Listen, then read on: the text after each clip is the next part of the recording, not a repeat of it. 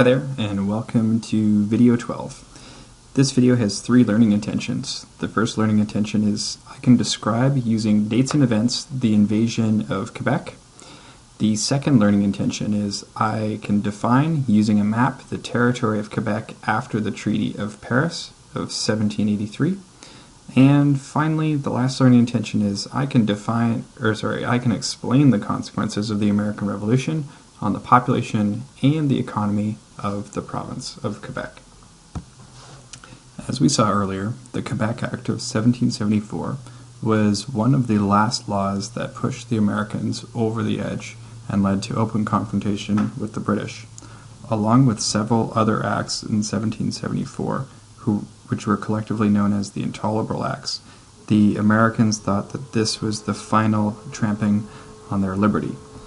In 1775, in April, British soldiers and American militiamen came into open conflict in Lexington, Massachusetts, and what followed was a number of battles in and around the Boston area. By the end of the year, the Americans planned to invade Canada under Benedict Arnold and Montgomery. The Americans went overland through the wilderness of New Hampshire and Maine and arrived in Quebec on a wintry December of 1775. The invasion, however, was a failure. The Americans, despite bombarding Quebec, could not tempt the British to leave the fortified walls, and when the Americans tried to breach the city, their invasion was a failure. Their leaders were killed. What followed was almost 8 years of war between the 13 colonies and the British Empire.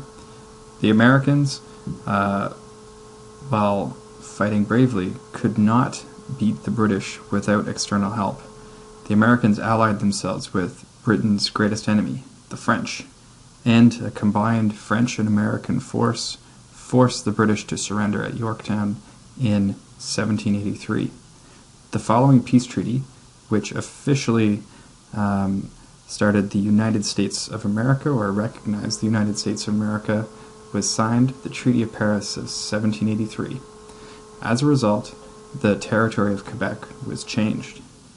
The Americans claimed, for once and for all, the Ohio Valley, and the British lost control of anything south of the Great Lakes. The loss of the Ohio Valley had a profound impact on the economy of the province of Quebec. This was one of the main fur trading areas, and it was lost to the British traders in Montreal and Quebec City. As a result, the fur trade went further north. As we saw before, the Northwest Company was established right around this time, so the fur trade began to be dominated to the north of the Great Lakes, and also in around Hudson's Bay, with the other great British fur trading company, the Hudson's Bay Company.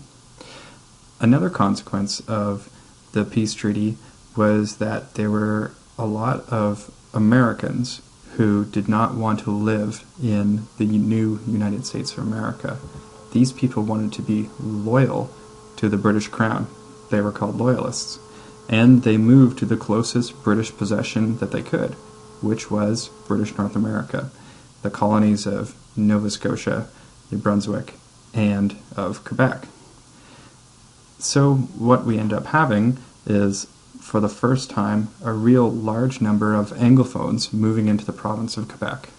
They did not want to live near their French, the French subjects of Quebec, so they moved to new areas.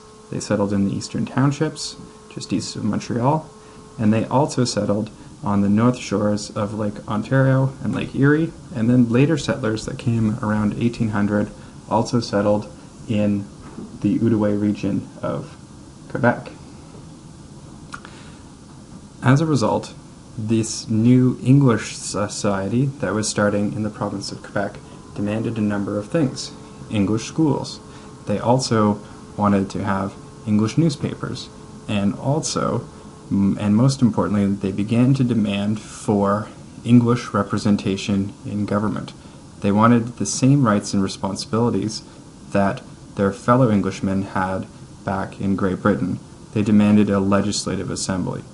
So in 1791, the British government brought in elections to Canada. There was a split in the territory. The province of Quebec was to be no more.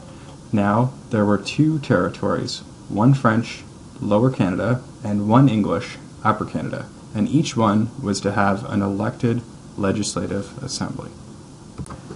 Thanks for watching. When you finish your summary, please consider the following essential question. Were the British the friendly conquerors? Now I know I've asked this question at the end of each video in this section.